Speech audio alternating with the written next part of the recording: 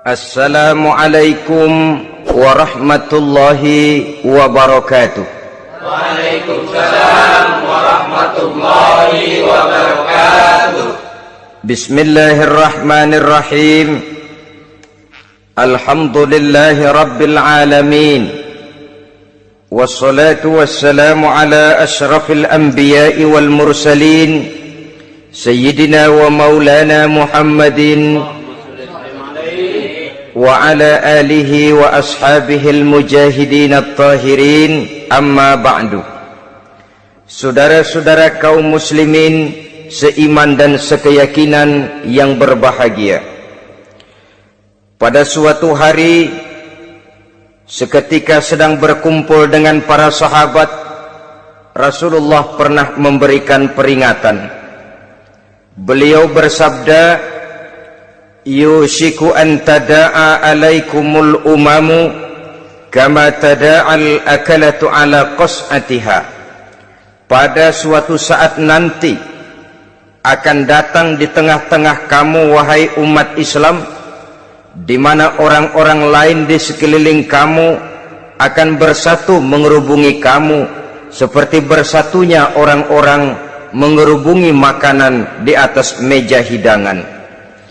Akan datang suatu saat nanti di mana kondisimu dikepung sedemikian rupa, yang barat mau menerkam, yang timur mau menghantam, yang selatan mau menginjak-injak, yang utara pun akan menjelajah. Kondisimu seperti makanan di atas meja hidangan. Sebagian sahabat merasa heran dan terkejut, lalu mereka bertanya, amin qillati nahnu yauma izin ya Rasulullah, apakah jumlah kami pada waktu itu sedikit ya Rasul, kami sampai dikepung sedemikian rupa?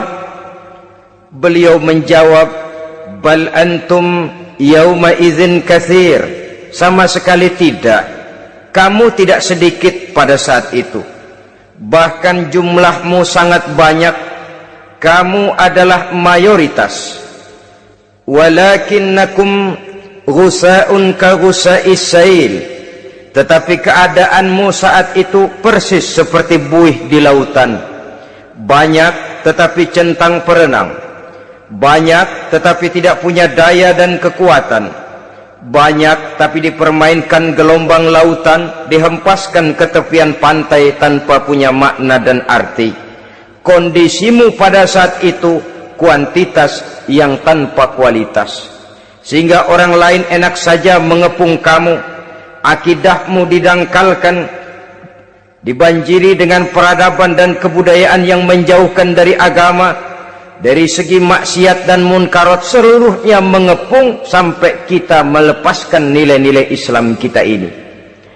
Dan celakanya, sambung beliau, waliyanzi'anna fi qulubi aduwikumul mahabata minkum, akan dicabut kehebatanmu di mata musuh-musuhmu, sehingga pada saat seperti itu orang lain memandangmu umat Islam enteng saja, remeh saja, tidak ada apa-apanya. Sudahlah, pokoknya umat Islam sikat saja, umat Islam enteng, umat Islam kecil, umat Islam tidak ada apa-apanya. Alangkah ironinya, alangkah menyedihkannya, memilukan dan sekaligus memalukan. Umat yang mayoritas ini dipermainkan oleh yang minoritas. Umat yang jumlahnya terbesar, terbanyak, bahkan konon menurut catatan sampai 90%, tapi dipermainkan oleh mereka kelompok-kelompok kecil ini. Waliyakzifanna fi qulubikumul wahn, pada saat itu di hatimu dicampakkanlah penyakit wahan. Sahabat kemudian bertanya, wa mal wahnu ya Rasulullah, apakah penyakit wahan itu ya Rasul? Beliau menjawab, hubbud dunya wa karahiyatul maut. Penyakit wahan itu tidak lain hubbud dunya wa karahiyatul maut, terlalu cinta kepada dunia dan terlalu takut kepada mati, materialistis dan takut resiko. Dua penyakit inilah yang menyebabkan walaupun umat ini mayoritas, tapi dipermainkan oleh yang minoritas. Walaupun dia golongan terbesar, tapi nasibnya seperti makanan di atas meja makan. Dari segala macam penjuru mau menghantam dia.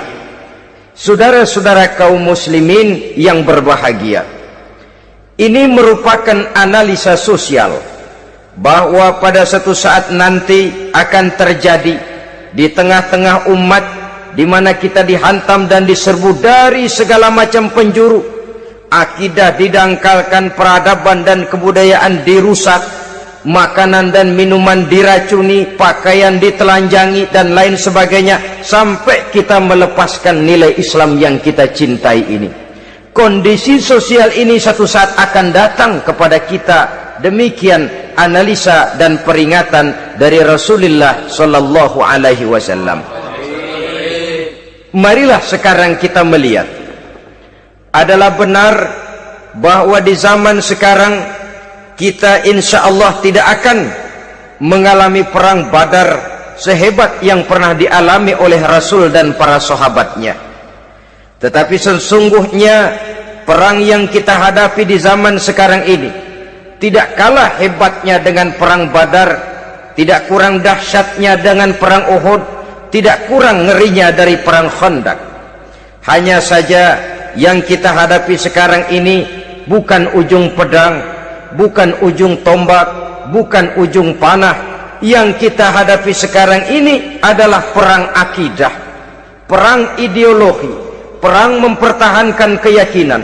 Yang kalau kita kalah sekarang, kita memang masih beragama, tetapi anak kita, cucu kita, generasi yang akan hidup 5, 10, 20, 30 tahun yang akan datang, wallahu a'lam bissawab.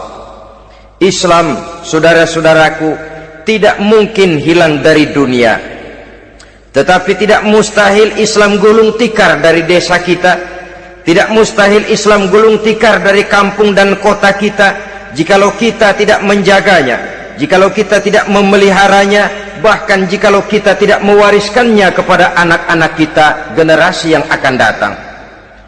Marilah kita mengingat sejenak bagaimana Islam di Spanyol yang pernah jaya, pernah mewarnai daratan Eropa, dan yang sekarang hanya sekedar tinggal ceritanya saja. Ini pernah diperingatkan oleh Rasul dalam satu hadis, sayati ala ummati zamanun la yabqal Islam illa ismun wala minal Quran illa rasmun.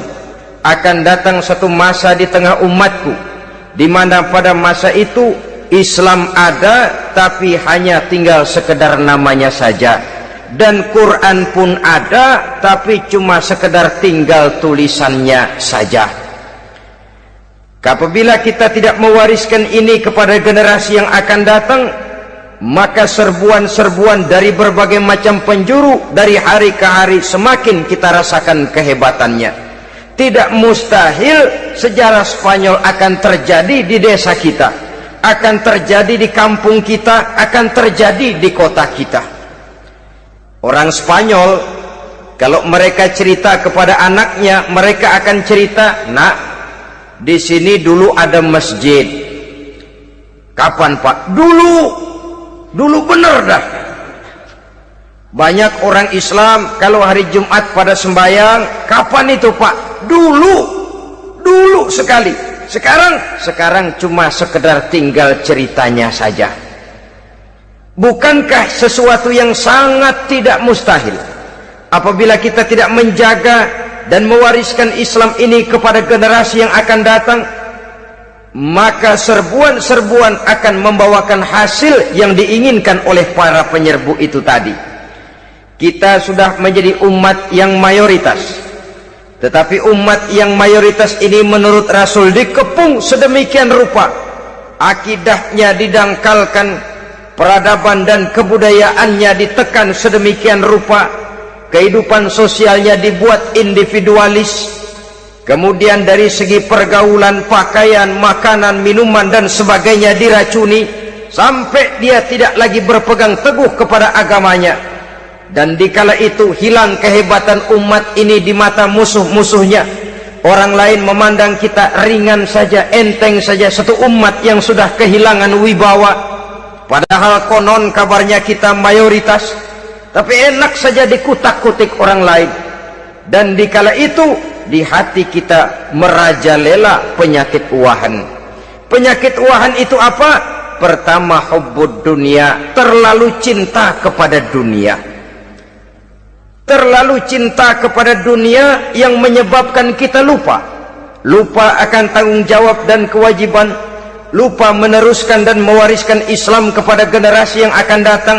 Kita berlomba hanya untuk mengejar dunia dan seluruh isinya, baik dia bernama material, baik dia bernama seksual, baik dia bernama pangkat, jabatan dan kedudukan. Berlomba-lomba kita di dalamnya sampai tercampaklah penyakit hubbud dunia di dalam hati ini. Berurat dan berakar dunia itu, sulit dan berat kita berpisah daripadanya. Akibatnya kemauan untuk berbuat demi dan atas nama agama sangat sulit terwujud di dalam kehidupan ini. Yang kedua, karahiyatul maut, terlalu takut kepada mati. Baik mati ajal, mati dalam artian yang sebenarnya, baik mati usahanya, baik mati karirnya, baik mati pangkat dan jabatannya. Sehingga dengan demikian akibatnya jatuhlah kita menjadi umat yang kehilangan wibawa di mata orang lain. Saudara-saudara kaum muslimin rahimakumullah, saya katakan tadi, perang yang kita hadapi di zaman sekarang adalah perang akidah. Perang menghadapi peradaban dan kebudayaan yang menghancurkan moral daripada anak-anak kita. Perang menghadapi banjirnya maksiat dan munkarat, yang di tengah-tengah itu, di samping berkewajiban menjaga diri dan keluarga, kita pun juga berkewajiban menjaga anak-anak kita, generasi yang akan datang, mengarahkan dan mendidik mereka sesuai dengan yang dikehendaki oleh Allah Subhanahu wa ta'ala. Oleh sebab itu, pada pertemuan kali ini yang akan saya bicarakan ialah bagaimana idealnya seorang muslim lebih dahulu memberikan pendidikan kepada anak-anaknya. Di tengah satu situasi dan kondisi di mana serbuan datang silih berganti melanda dan menghantam umat Islam, kemana anak-anak kita ini harus kita arahkan? Karena kita orang tua mempunyai tanggung jawab. Anak adalah amanah, menyia-nyiakan amanah adalah dosa, dan dosa itu merupakan satu dosa yang besar. Bahkan orang tua bisa saja masuk neraka kalau tidak bertanggung jawab tentang anak-anaknya. Satu riwayat menjelaskan, ada orang soleh, ngajinya cukup, sholatnya cukup, puasanya cukup, zakatnya cukup, di mana ada majelis taklim hadir, baca Quran hobi, fitnah orang tidak pernah. Di akhirat setelah disidang dia ternyata lebih banyak kebaikannya daripada kejahatannya, maka dia pun diperintahkan dan dipersilahkan masuk ke dalam surga. Giliran anaknya disidang, biang okem nih anak. Ditanya, siapa Tuhanmu? Tidak tahu. Siapa nabimu? Ente nyaho. Apa kitabmu? Ora gelem. Kamu pernah sholat? Tidak. Zakat? Tidak. Puasa? Tidak. Judi? Hobi. Zina? Tiap malam. Mabuk? Berat. Wah, brengsek kamu.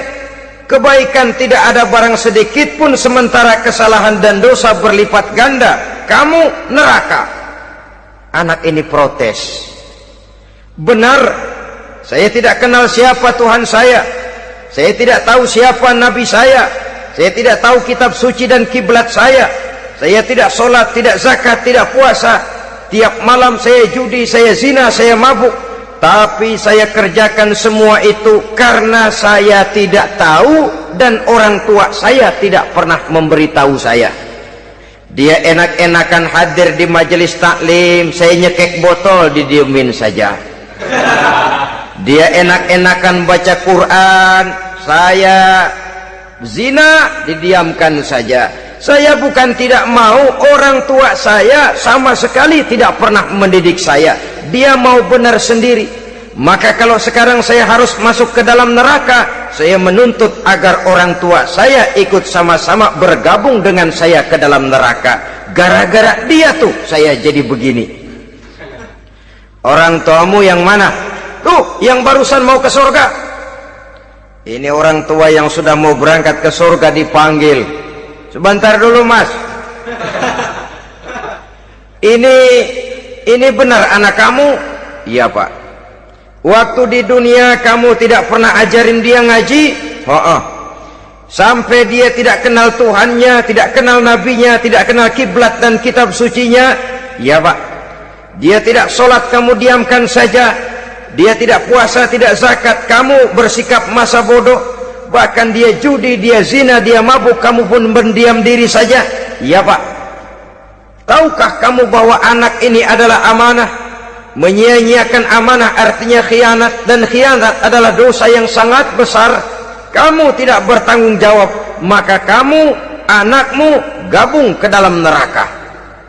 Saudara-saudara kaum muslimin rahimakumullah, itu sebabnya Allah pesan benar-benar, ya ayyuhalladzina amanu qu anfusakum wa ahlikum nara. Hai orang-orang yang beriman, jaga dirimu dan keluargamu, istri, anak, orang-orang yang menjadi tanggung jawab dan kewajiban kita, jaga dan pelihara mereka dari api neraka.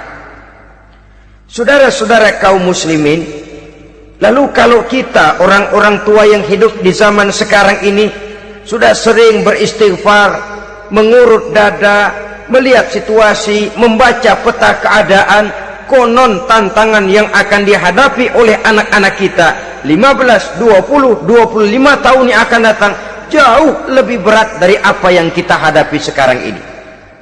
Maka adalah wajar jika kita sebagai orang tua yang cinta kepada agama, cinta kepada anak-anak kita, berpikir untuk mewariskan nilai-nilai yang luhur ini kepada anak-anak kita generasi yang akan datang. Bagaimana pada mulanya kita harus mendidik mereka? Mari kita telusuri apa yang dicontohkan oleh Al-Quranul Karim. Orang-orang tua bijaksana yang diceritakan dalam Al-Quran, kalau sudah berpikir tentang anak-anaknya generasi yang akan datang, pendidikan pertama yang diberikan kepada anaknya ternyata adalah persoalan akidah. Nabi Ibrahim, pertanyaan yang paling merisaukan beliau buat anak cucunya ialah, ma ta'buduna min ba'di. Saudara bisa lihat surah Al-Baqarah ayat 133. Anak-anakku, kalau pada satu saat nanti aku, ayahmu ini sudah tidak ada lagi, meninggalkan kamu semua, meninggalkan kehidupan dunia ini, ma ta'buduna min ba'di, apa yang akan kamu sembah nak kalau ayah sudah tidak ada lagi? Jikalau ayahmu sekarang masih rajin ke masjid, melakukan rukuk dan sujud, i'tikaf dan membaca Quran, kalau satu saat ayahmu meninggalkan dunia ini, masihkah engkau mau ke dalam masjid? Masihkah engkau rukuk dan sujud? Masihkah engkau i'tikaf? Ma ta'buduna min ba'di, apa yang akan kamu sembah kalau aku ayahmu tidak ada lagi nak? Ditanamkan bukan hanya keyakinan bertauhid, sekaligus juga menyembah kepada Allah yang kita yakinkan dengan tauhid itu tadi. Bukankah berbeda dengan kita kebanyakan orang tua sekarang? Kita tidak pernah berpikir ma ta'buduna min ba'di, kalau bapak tidak ada kamu nyembah apa nak? Kita orang tua sekarang pagi-pagi malah berpikir ma ta'kuluna min ba'di, kalau bapak enggak ada kamu nanti makan apa nak? Bukan nyembah apa yang kita pertanyakan, bukan nyembah apa yang kita khawatirkan, makan apa nak? Maka yang dicari lalu sekolah-sekolah yang bonafit, yang tidak peduli apakah itu merusak imannya, mematikan akidahnya, menghancurkan keyakinannya. Yang penting ada jaminan hari depan bisa dapat lapangan kerja. Akibatnya berduyun-duyun orang-orang tua muslim menyekolahkan anaknya di sekolah-sekolah yang bukan Islam, yang nyata-nyata membahayakan akidahnya, dididik dengan kultur dan budaya yang bertentangan dengan nilai-nilai agamanya. Bukankah ini berarti merelakan anak untuk dikafirkan? Bukankah ini artinya menyerahkan anak untuk ditulis menurut selera para pendidik yang tidak sesuai dengan nilai akidah yang dimilikinya? Mengapa kita tidak berpikir seperti Nabi Ibrahim, yang sebelum memberikan pendidikan kecerdasan, sebelum pendidikan matematika, IPS, PSPB dan disiplin ilmu lainnya, yang pertama ditanamkan, ma ta'buduna min ba'di, kalau ayahmu tidak ada, kamu menyembah apa nak? Menyembah Allah, apa nanti malah menyembah harta? Menyembah Allah, apa nanti malah mendewa-dewakan pangkat dan jabatan? Menyembah Allah, apa malah nanti menyembah alam? Itu yang dikhawatirkan Nabi Ibrahim kepada generasi yang akan datang. Dan itu saudara-saudara, yang seharusnya mengkhawatirkan kita kepada anak-anak kita, generasi yang akan datang. Lihatlah serbuan akidah di zaman sekarang ini. Dimanfaatkan kemiskinan kita umat Islam. Diberikan kita tawaran berupa beras, pakaian, obat-obatan, kalau perlu beasiswa, asal bisa melepaskan keislaman kita ini. Bertahap, sedikit demi sedikit, step by step, shibran bi shibrin wa zira'an bi zira'in. Dan harus saya ingatkan, orang di zaman sekarang tidak mungkin menghantam Islam secara frontal, tidak mungkin menghantam Islam terang-terangan, apalagi mengerahkan satuan militer. Tidak. Orang berhitung bagaimanapun kondisi dan kualitasnya umat Islam, mereka masih punya satu modal penting, fanatisme agama. Kalau ini disulut, api jihad segera berkobar, dan hanya maut yang bisa menghentikan orang yang dibakar dengan semangat jihad. Orang tahu itu. Betapa Uni Soviet kedodoran menghadapi mujahidin Afghanistan yang disulut oleh semangat jihad yang berkobar dengan persenjataan yang primitif ketimbang persenjataan Uni Soviet. Entoh mereka pantang surut mundur ke belakang. Jadi jangan mimpi bahwa orang mau menghantam Islam ini dengan melarang pengajian, meruntuhkan masjid, menyegel pondok pesantren. Tidak. Melarang orang sholat. Tidak. Kalau perlu masjid diperbanyak, musola diperbesar. Tapi bikin itu masjid seperti museum, besar, megah, mercusuar, tapi bikin seperti museum, tempat orang kagum, tempat orang memuji, tapi sunyi dari nilai-nilai ibadah. Saudara-saudara kaum muslimin, untuk sampai kepada penghantaman akidah, jalan yang paling mudah dirintis sekarang ini secara bertahap dan sistematis, memisahkan umat Islam dari Islamnya. Biarkan mereka bernama muslim, biarkan di atas kartu penduduknya tertulis agama Islam, tapi tanamkan budaya-budaya yang menyebabkan cara bergaul mereka, cara berumah tangga mereka, cara bertetangga mereka, sampai kepada cara mereka berpakaian, cara mereka bergaul, cara mereka makan dan minum, cara mereka mendidik dan menyekolahkan anak, sama sekali tidak lagi mencerminkan nilai-nilai yang islami.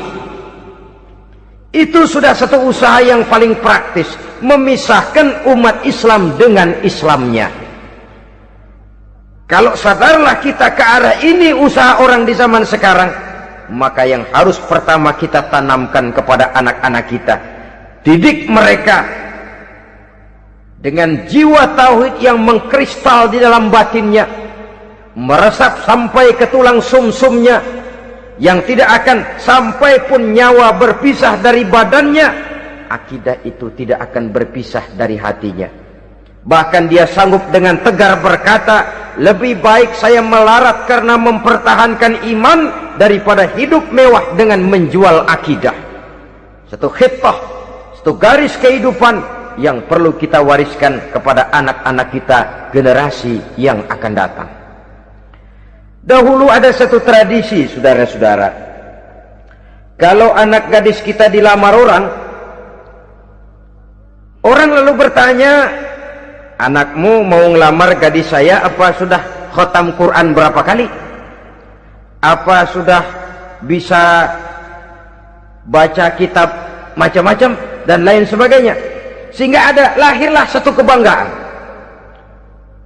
Apapun motifnya, tapi pertanyaan semacam ini zaman sekarang sudah langka. Paling-paling yang ditanya kalau anaknya dilamar orang, anakmu kerja di mana? Gajinya sebulan berapa? Kendaraannya bebek apa soang apa-apa. Itu yang kita pertanyakan, berkisar di seputar materi, kerja, job, status sosial dan lain sebagainya. Perkara bisa baca Quran atau tidak, nomor 18. Perkara sembahyangnya rajin apa tidak, nomor 36. Saudara hadirin, akibatnya terjadi pergeseran nilai. Maka mendidik anak menurut tuntunan Quran adalah seperti yang diberikan contoh oleh Luqmanul Hakim, yang diceritakan dalam surah Luqman mulai ayat 11 dan selanjutnya. Apa pendidikan pertama yang harus kita berikan kepada anak? Pertama, ya bunayya la tusyrik billah. Wahai anakku, jangan sekali-kali engkau menyekutukan Allah. Nak, jaga tauhid, pelihara iman, mantapkan akidah. Ini dasar yang pertama. Belum lagi anak mengenal berbagai macam disiplin ilmu, yang pertama ditanamkan tauhid. Ini yang mendasari kehidupan. Ini yang akan menjadi mewarnai dan menjadi warna dari kepribadian seseorang. Sentuhan jiwa tauhid di dalam diri si anak. Belum lagi sempat dia kenal yang lain. Yang pertama yang kita tanamkan, kita wariskan, kita berikan, la tusyrik billah. Jangan sekali-kali menyekutukan Allah. Nah, kalau ini sudah tertanam, ini sudah merupakan satu fondasi yang kuat. Selebihnya nanti tinggal melihat bakat si anak, kemana dia harus dididik ini. Yang terpenting nilai iman lebih dahulu tanamkan. Dan untuk menghancurkan nilai keimanan, saudara-saudara, saya katakan, ingatkan kepada hadis di awal tadi, dikepung kita dari berbagai macam penjuru agar bila bisa melepaskan nilai-nilai iman dan keyakinan. Proses pendangkalan akidah, ditanamkan keraguan kepada agama, ditanamkan rasa malu beragama, sholat malu, baca Quran malu, berangkat ke masjid malu, pakai jilbab malu. Ditanamkan rasa malu beragama, sehingga bertahap sedikit demi sedikit kita mulai berpisah dengan kehidupan beragama. Ditanamkan hal yang sedemikian rupa dari berbagai macam penjuru. Dihantam akidah, akidah kuat, dihantam dari segi peradaban dan kebudayaan. Diperbanyaklah peradaban dan kebudayaan yang bukan mendekatkan kita dengan agama, malah mendekatkan kita dengan neraka. Menjauhkan kita dari agama, menjauhkan kita dari nilai-nilai luhur yang diwariskan oleh orang-orang tua kita terdahulu. Adalah kewajiban kita yang pertama, mendidik anak, menanamkan roh, jiwa, dan semangat tauhid di dalam diri mereka. Saudara-saudara kaum muslimin rahimakumullah, kenapa kita lebih dahulukan menanamkan jiwa, roh, dan semangat tauhid ini kepada anak-anak kita? Pertama, kita tidak hanya ingin sekedar mempunyai anak yang pintar, tetapi lebih daripada itu kita pun ingin mempunyai anak yang benar. Segala macam disiplin ilmu, segala macam bentuk penalaran ilmiah dan pengisian intelektualitas manusia mungkin di satu sisi akan membuat dia pintar, tapi di sisi lain belum tentu akan membuat dia benar. Nabi pernah memberikan peringatan, man izdada ilman walam yazdad huda lam yazdad minallahi illa bu'da. Orang yang hanya bertambah ilmu pengetahuannya tapi tidak bertambah hidayah dari Allah, tidak makin mantap keimanannya, maka seluruh nilai-nilai ilmunya hanya akan menjauhkan dia dari Allah Subhanahu wa ta'ala. Dan adalah lebih merupakan azab daripada nikmat kalau kita diberikan ilmu pengetahuan yang hanya akan menyebabkan kita semakin jauh dari Allah Subhanahu wa ta'ala. Yang kedua, sesungguhnya roh, jiwa dan semangat tauhid yang melekat dalam diri anak pada puncaknya akan melahirkan satu disiplin murni yang tumbuh dari dalam dirinya sendiri, di mana si anak dalam kehidupannya merasakan dimanapun dia berada, kemanapun dia pergi, ia selalu merasakan kehadiran Allah dekat dalam hidupnya. Ia sadar sesadar-sadarnya bahwa tidak ada satu perbuatan yang bagaimanapun kecilnya yang bisa disembunyikan dari kekuasaan Allah Subhanahu wa ta'ala. Yang ketiga, dengan penanaman roh, jiwa dan semangat iman ini, maka diharapkan anak-anak nanti pada pertumbuhannya sanggup mengendalikan hawa nafsunya. Dengan kata lain, bahwa penanaman jiwa tauhid, penanaman roh dan semangat keimanan ini merupakan kondisi dasar yang harus dilakukan sebelum yang lain-lainnya. Kemudian pendidikan kedua yang diberikan oleh Al-Quran melalui contoh dan model dengan Luqmanul Hakim ini, setelah menanamkan tauhid, ditanamkanlah kepada si anak ini rasa hormat kepada orang tuanya. Wa wassaynal insana biwalidayhi, dan kami wasiatkan kepada manusia untuk berbakti kepada ibu bapaknya. Hamalathu ummuhu wahnan ala wahnin, karena ibunya telah mengandungnya dengan kepayahan di atas kepayahan, maksudnya dengan kepayahan dan kelelahan yang berlipat ganda. Sehingga ketika Rasul ditanyakan orang, "Ya Rasul, siapa yang paling harus saya taati di dunia ini?" Beliau menjawab, "Ibumu." Kemudian, "Siapa lagi ya Rasul?" "Ibumu." Setelah itu, "Siapa lagi ya Rasul?" "Ibumu." Dan kemudian, "Siapa ya Rasul?" "Bapakmu." Ibu, ibu, ibu, bapak. Bahkan al-jannatu tahta aqdamil ummahat, surga berada di bawah telapak kaki ibu. Bagaimana menanamkan rasa hormat kepada orang tua di hati anak? Tentu yang pertama, bagaimana orang tua bisa memberikan keteladanan. Marilah kita sebagai orang-orang tua ini menyadari bahwa sebelum anak kenal sekolah dasar, sebelum anak kenal TK, ibtidaiyah, sanawiyah sampai kepada perguruan tingginya, yang pertama dia kenal adalah lingkungan rumah tangganya, gurunya adalah ibu bapaknya. Di sini berlakulah apa yang dinamakan keteladanan. Keteladanan jauh lebih berhasil daripada sekedar teori-teori yang muluk. Keteladanan jauh lebih berhasil daripada berbagai macam indoktrinasi dan penataran.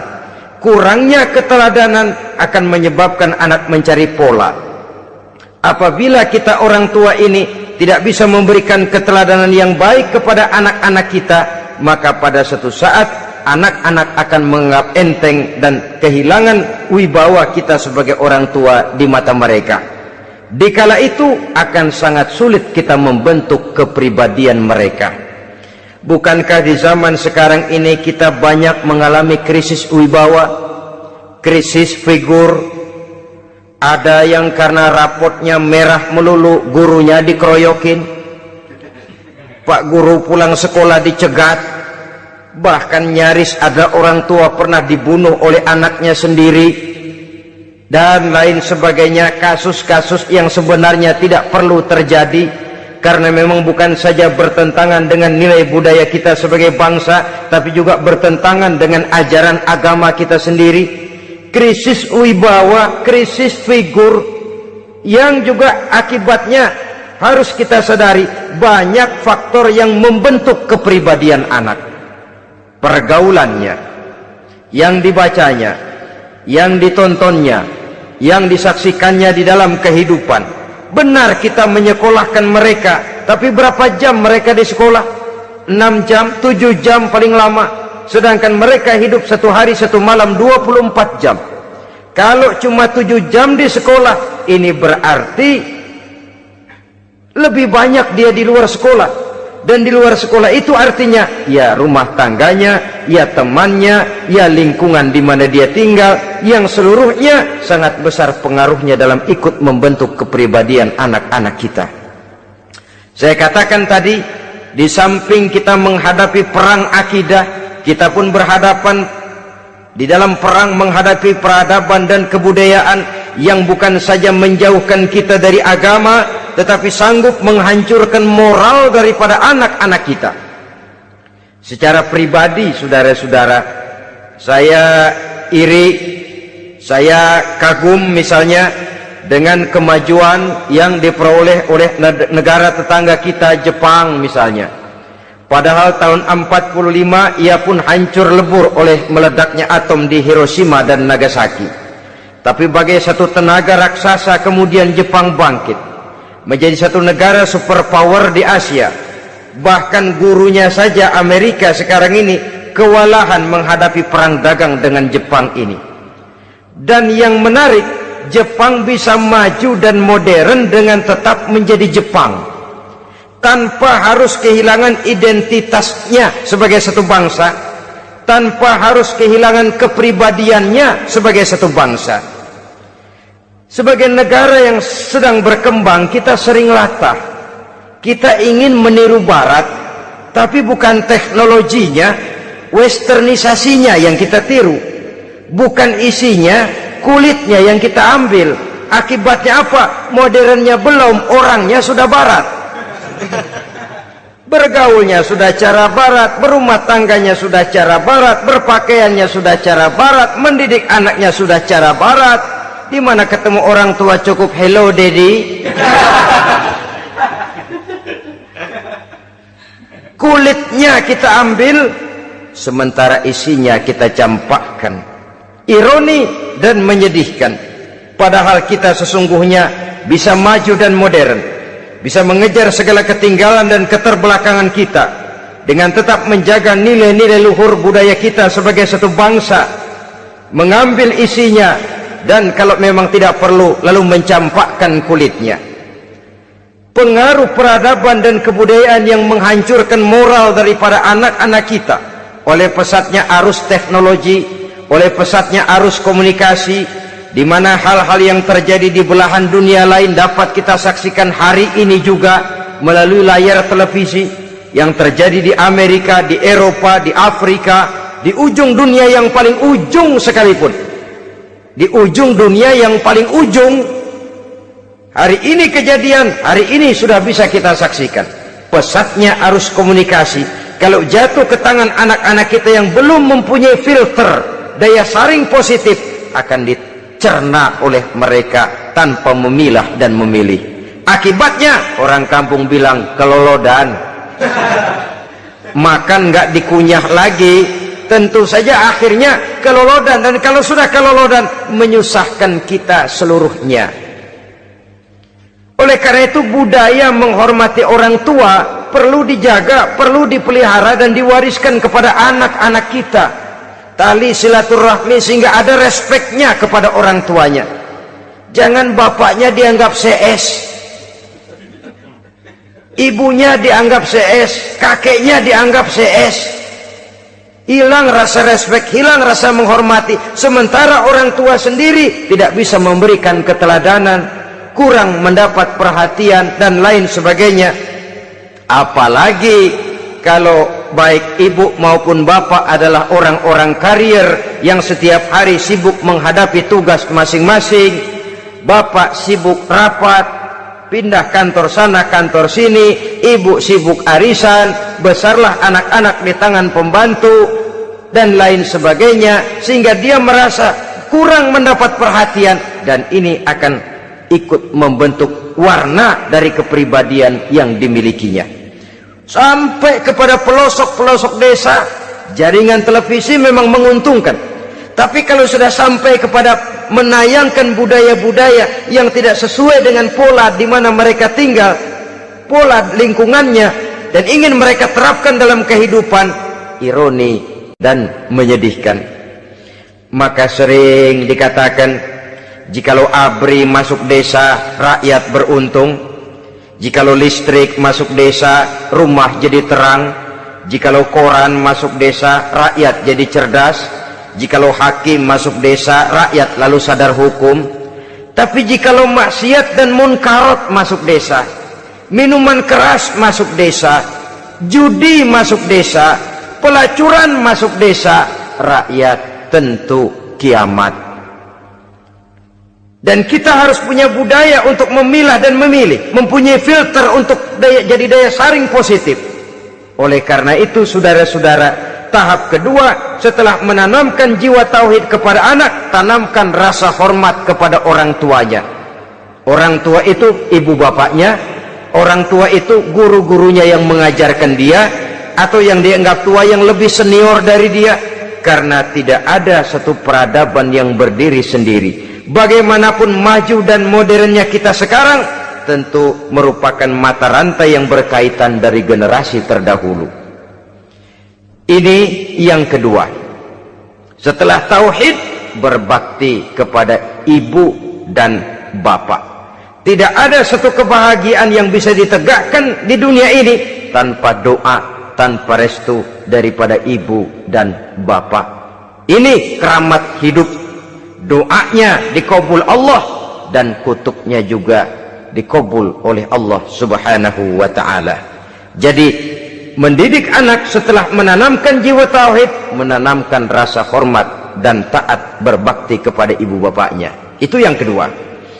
Kemudian yang ketiga, melalui model Luqman, Quran mendorong kita untuk mendidik anak menanamkan etika otonom.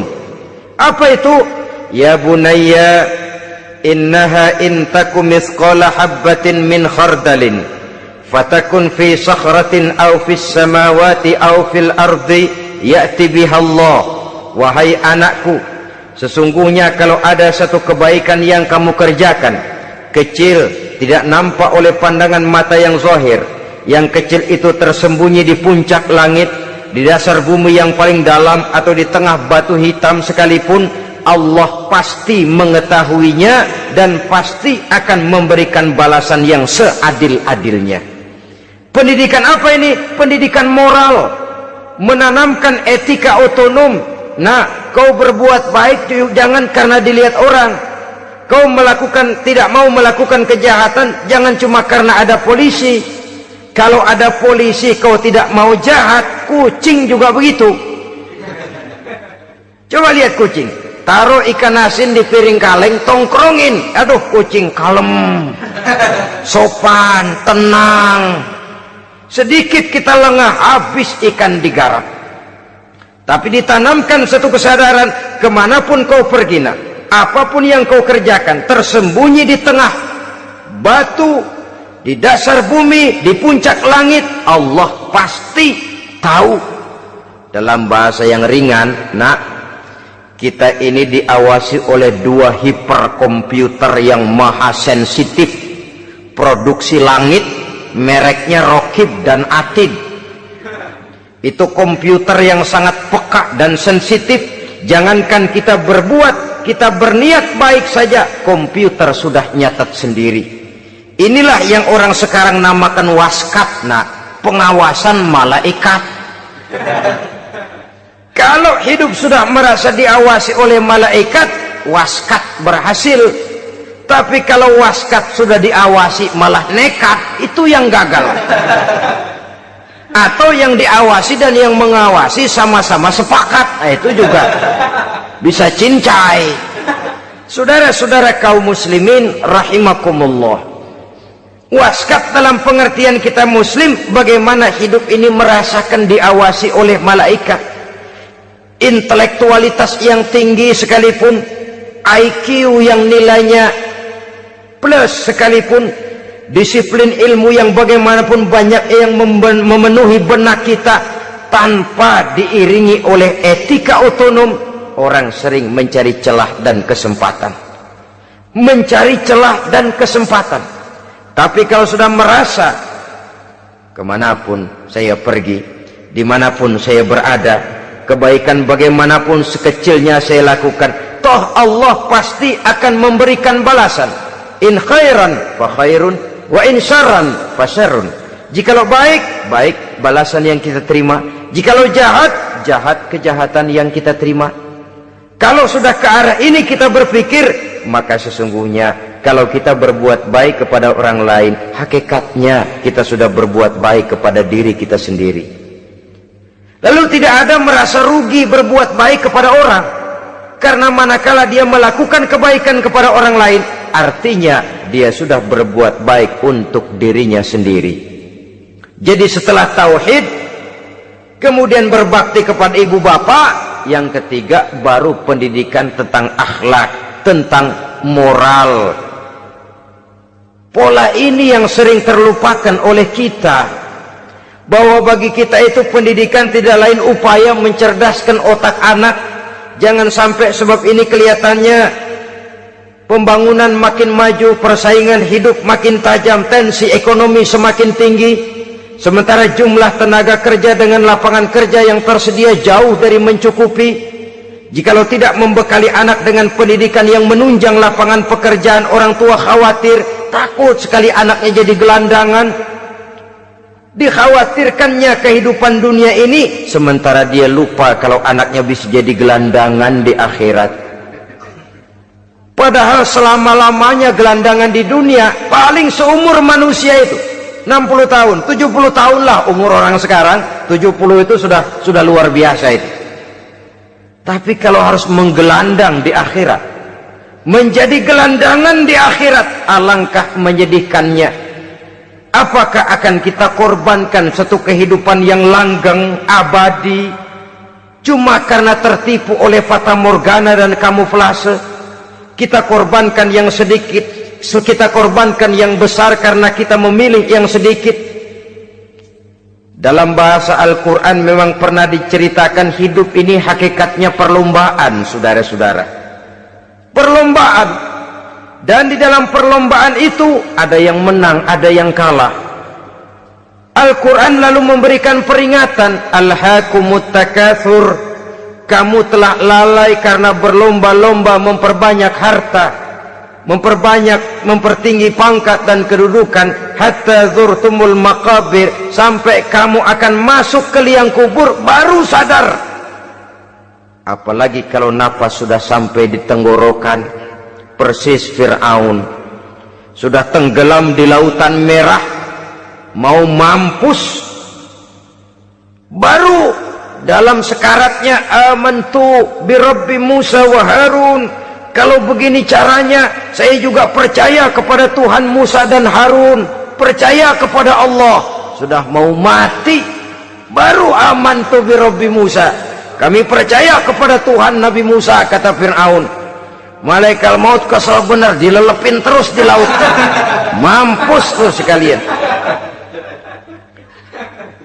Hidup ini memang kita berlomba dengan waktu, berlomba dengan umur, berlomba dengan tenaga, berlomba dengan tetangga. Yang jangankan kita sampai mundur, berhenti saja sejenak, kita akan ditinggalkan oleh yang lain. Tiada kata mundur, bahkan tiada kata berhenti. Sekali kita melangkah, melangkahlah terus. Tapi berlombalah seperti yang dikehendaki Quran, fastabiqul khairat, berlomba-lombalah di dalam kebajikan. Jangan berlomba-lomba di dalam kemaksiatan, kemunkaran, kejahatan. Berlombalah dalam urusan kebaikan. Saudara-saudara kaum muslimin rahimakumullah, tauhid, berbakti kepada ibu bapa, kemudian pendidikan tentang moral. Apabila pendidikan tentang moral sudah tertanam, barulah lihat bakat si anak. Kemana bakatnya? Anak saya kelihatannya dari kecil demennya main bedil-bedilan saja. Abri kali itu. Kirim ke Magelang, masukkan akabri. Tapi dengan syarat 3 itu tadi. Iman sudah tertanam, rasa bakti kepada ibu bapak sudah ada, dan punya nilai moral. Sehingga boleh jadi nanti dia menjadi jenderal yang beriman, yang berbakti kepada ibu bapaknya, dan punya moral yang tinggi. Kan lebih baik rakyat rendah tapi akhlaknya tinggi daripada pejabat tinggi tapi moralnya rendah. Jauh lebih baik rakyat rendah punya moral tinggi ketimbang pejabat tinggi punya moral rendah. Nilai moral ini yang jadi ukuran dan barometer di masyarakat. Yang ini yang sering kita lupakan, bahwa kehancuran satu bangsa dimanapun di dunia ini selalu dimulai dengan kehancuran moral daripada bangsa itu sendiri. Sekarang membina nilai moral ini berat. Gadis kita, remaja, putri diberikan pakaian jilbab, mungkin dia sendiri masih setengah-setengah, ditambah lagi oleh ledekan temennya. Jilbab lah kuno, bau sorga lah, bau masjid lah, bau menyan lah.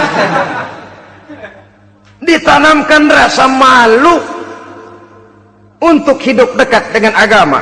Kalau moral semacam ini sudah tertanam, sedikit demi sedikit kita mulai mengucapkan selamat tinggal kepada agama. Dan kemalangan apa yang lebih malang kalau kita sudah jauh dari agama ini? Bukankah Islam telah menyelamatkan manusia dari penyakit jahiliyah dan membawanya kepada satu kehidupan yang maju dan modern? Kalau kita tinggalkan Islam ini, bukankah artinya kita akan kembali kepada satu zaman jahiliyah? Hanya saja jahiliyah itu berada di abad modern. Versinya tentu lebih modern.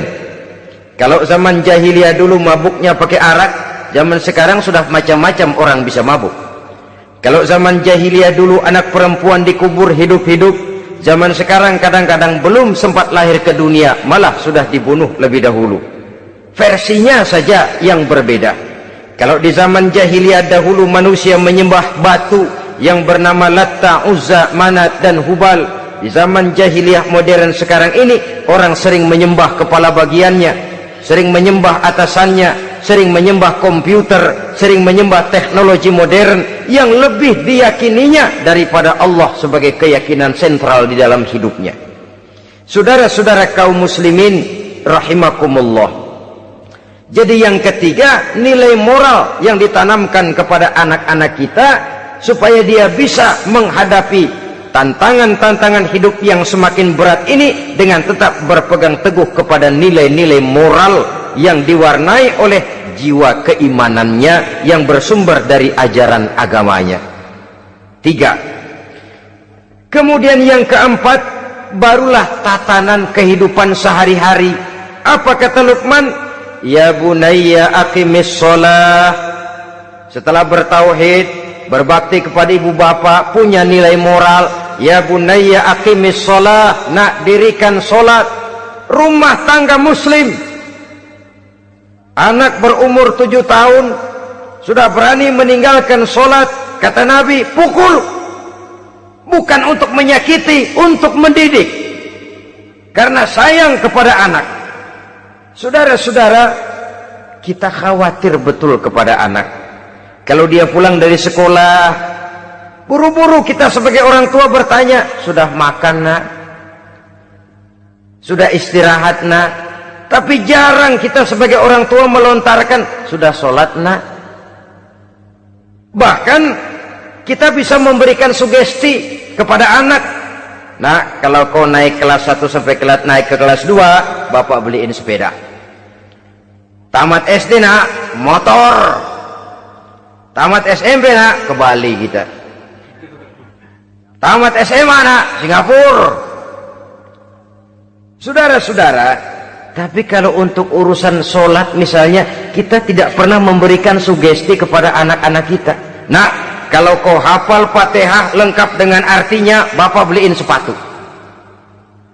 Nah, kalau kau bisa sholat dengan baik, cukup syarat rukunnya, bapak beliin sepeda.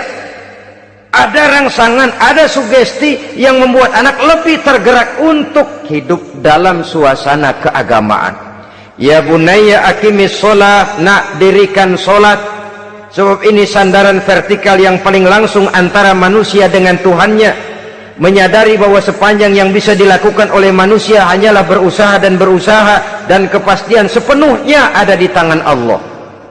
Dengan sholat kepribadianmu diperteguh, dengan sholat sandaran vertikalmu kepada Allah diperkuat, dan pada waktunya nanti Al-Quran memberikan bimbingan, hendaklah minta tolong kepada Allah dengan sabar dan tetap mendirikan solat. Ya bunayya aqimis sholat. Setelah itu wa'mur bil ma'rufi wanha 'anil munkar. Tegaklah membina yang ma'ruf, tegaklah mencegah yang munkar. Ini sikap hidup sudah. Solat tadi tugas hidup. Lalu sikap hidup tampil di tengah masyarakat, membina yang ma'ruf, mencegah yang munkar sesuai dengan kesanggupan masing-masing. Bukankah setiap kita kepingin punya anak yang bermanfaat, setidaknya bagi keluarganya, syukur kalau bisa bagi lingkungannya, bagi masyarakat, bangsa dan negaranya. Dan satu di antara tanda orang yang bermanfaat, kalau dia bisa hidup menjadi penganjur yang ma'ruf dan pencegah yang munkar. Dan itu kalau tidak ada hidayah, sulit orang mau melaksanakan itu. Sebab apa? Ada kecenderungan belakangan ini di mana agama dianggap urusan pribadi. Sehingga orang lalu sering bilang, jangan bawa-bawa agama dah, itu kan bukan urusan agama. Ini sudah ciri berpikirnya sekuler. Jangan bawa-bawa agama. Agama urusan pribadi, artinya orang mau sholat mau enggak jangan bilang apa-apa dah, urusan dia sendirian. Dia mau puasa dia enggak, merdeka saja, urusan pribadi. Agama bukan persoalan pribadi. Apalagi jika sudah menyangkut amar ma'ruf dan nahi munkar, siap menegakkan yang baik, mencegah yang munkar, untuk tegaknya satu masyarakat yang diwarnai oleh kebaikan dan terhindar dari segala macam kejahatan. Dan terus ayat-ayat selanjutnya mencerminkan sikap hidup. Namun yang intinya, cara mendidik anak yang baik yang dicontohkan oleh Al-Quran dengan Luqmanul Hakim sebagai model. Pertama, tanamkan tauhid. Yang kedua, tanamkan rasa hormat dan berbakti kepada ibu bapaknya. Yang ketiga, tanamkan moral, nilai akhlak yang tinggi. Setelah itu yang keempat, biasakan hidup dalam suasana keagamaan. Kontrollah sholatnya, kontrollah baca Qur'annya, kontrollah puasanya di bulan Ramadan. Ajaklah anak-anak sholat berjamaah, sehingga dengan demikian dia terbiasa oleh satu suasana yang mendekatkan dia dengan nilai agamanya. Dari sana diharapkan nilai-nilai ilmu yang didapatnya dari bangku sekolah akan menciptakan keseimbangan dengan yang ditanamkan oleh orang tuanya dalam bentuk yang dijelaskan oleh surah Luqman itu tadi. Sehingga apabila keseimbangan ini terwujud, akan menjalin keseimbangan dalam pola berpikir, dan keseimbangan dalam pola berpikir akan melahirkan keseimbangan dalam perbuatannya. Terwujudlah kita harapkan insan yang fid dunya hasanah wa fil akhirati hasanah. Inilah harapan kita semua. Mudah-mudahan Allah memberikan kekuatan kepada kita untuk mewariskan nilai-nilai yang baik kepada generasi yang akan datang, sehingga esok harus lebih baik daripada hari ini, dan lusa harus lebih baik daripada hari esok. Terima kasih atas perhatian saudara. Mohon maaf atas segala kekurangan. Usikum wa nafsi bitaqwallah. Wassalamualaikum warahmatullahi wabarakatuh.